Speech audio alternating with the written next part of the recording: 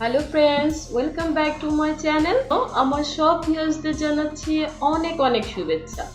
আজ তৈরি করে দেখাবো খুবই মজার একটি রেসিপি, তা হলো ভেজিটেবল রোল।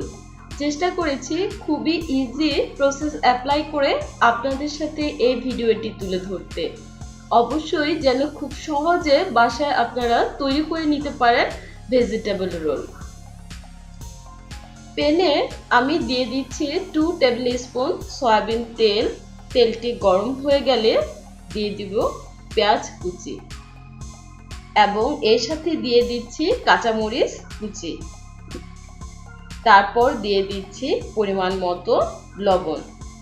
একটু নেড়েচেড়ে নিয়ে তার সাথে দিয়ে দিচ্ছি আদা রসুন জিরা পেস্ট 1 টেবিল স্পুন।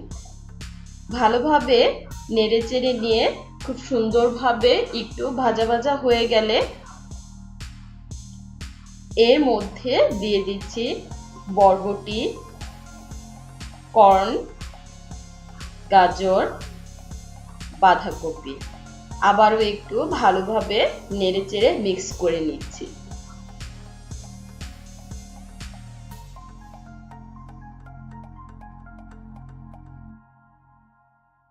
তারপর দিয়ে দিব লাল মরিচের গুঁড়ো 1 টিস্পুন, হলুদ গুঁড়ো 1 টিস্পুন। আবারও একটু নেড়েচেড়ে নিচ্ছি। ভেজিটেবল রোলের পুরটা কিন্তু আমি একবারে ভাজা ভাজা করব না, হালকা একটু কাঁচা কাঁচা ভাব থাকবে, তাহলেই কিন্তু রোলটা খেতে খুব মজা লাগে। তৈরি হয়ে গেল আমাদের ভেজিটেবল রোলের পুর। এখন রোলটা কিভাবে বানাবো তা দেখিয়ে দিচ্ছি। আমি একটি রুটি নিয়ে নিয়েছি, এর মধ্যে দিয়ে দিচ্ছি আগে করে রাখা ভেজিটেবল এর পুর।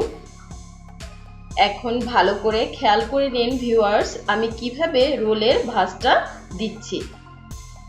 প্রথমে রুটির সামনের দিকে একটু বেটার লাগিয়ে নিয়ে ভাঁজ করে নিলাম। তারপর এক পাশে বেটার লাগিয়ে ভাঁজ করে নিচ্ছি।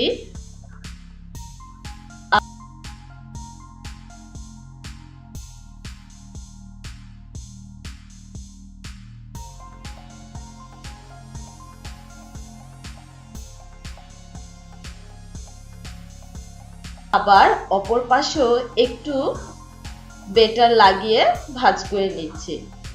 তারপর পুরো রোলটাকে ধরে ভাঁজ দিয়ে নিব এবং লাস্টে বেটার লাগিয়ে ভালোভাবে আটকে দিব।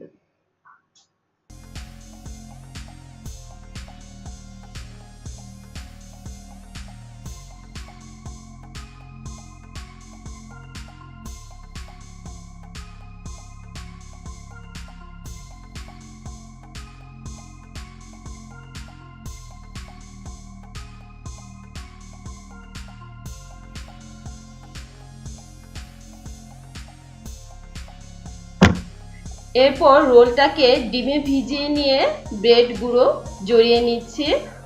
সবগুলো রোলই ভাজার জন্য তৈরি হয়ে গেছে।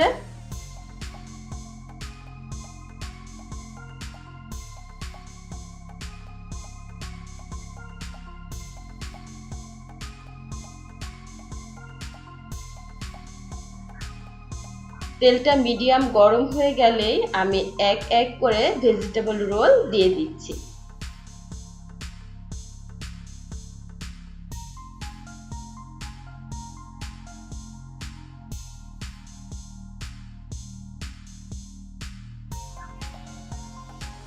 এক পাশ ব্রাউন কালার হয়ে গেলে অপর পাশ উল্টে দিচ্ছি।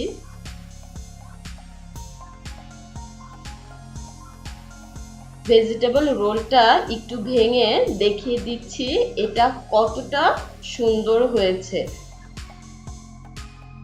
বাসায় কিন্তু অবশ্যই ট্রাই করবেন ভিউয়ার্স। তৈরি হয়ে গেল আমাদের ভেজিটেবল রোল।